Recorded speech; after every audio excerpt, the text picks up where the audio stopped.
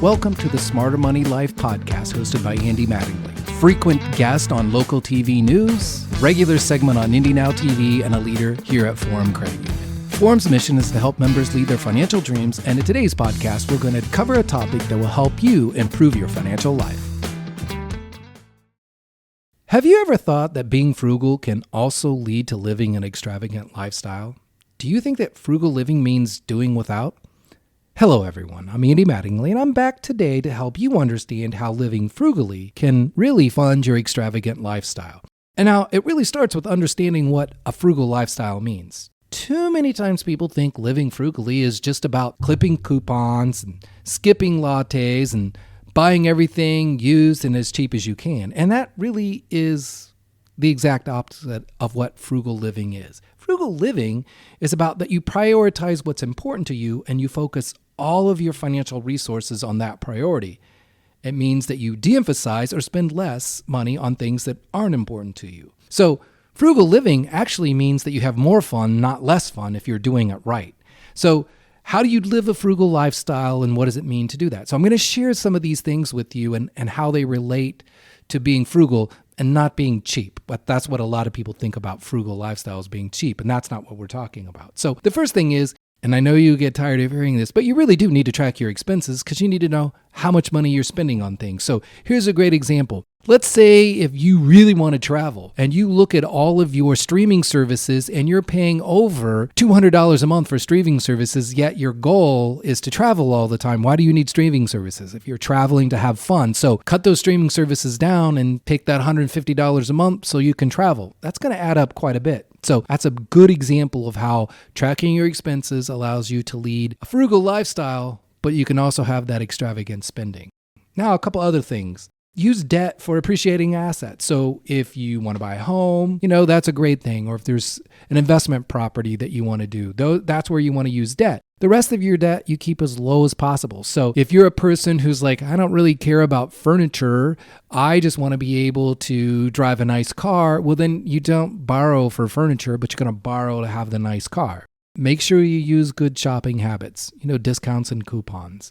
Also have a 24-hour rule for anything that's unplanned. Because what happens is when you're trying to live a frugal lifestyle, you've got to make sure that all of your decisions support the one thing that you prioritize. It doesn't mean that you buy used, but it also doesn't mean that you have to buy new on everything. So you have to look at new and used and see what the value is. If you're going to buy something that's used, but it's not going to be any good after 2 years, but if you bought it new, it's going to last for 10, then you might want to buy new because the value is there. So you have to look at value. Then you need to make sure you do little things to save money. Now, I already talked about streaming services, but maybe you do want a couple. So put up with the ads. You can probably save yourself $5 or $10 a month on each streaming service if you put up with a few ads. Another thing is, think about downsizing on everything if you can. So if you like to travel, you don't need to buy a 6,000 square foot house because you probably don't intend to spend that much time in it. So think about buying a smaller house or renting a smaller apartment if you only plan to be there Monday through Friday because you're going to be gone the rest of the time. So those are things that you need to do.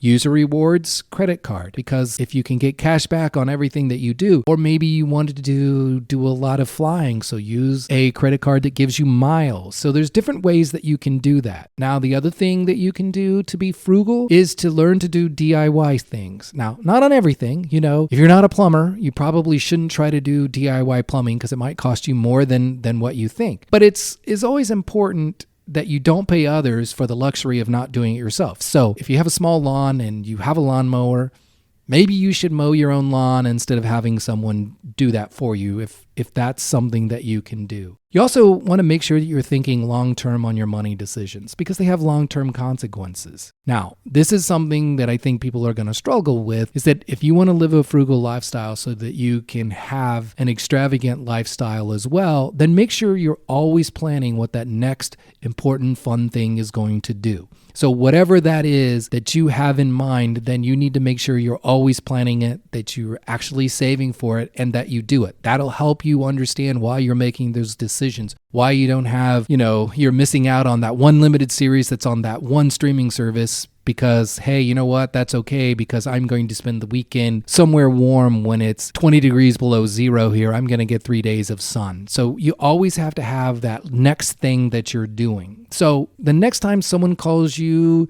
cheap, tell them, well, really, I'm frugal.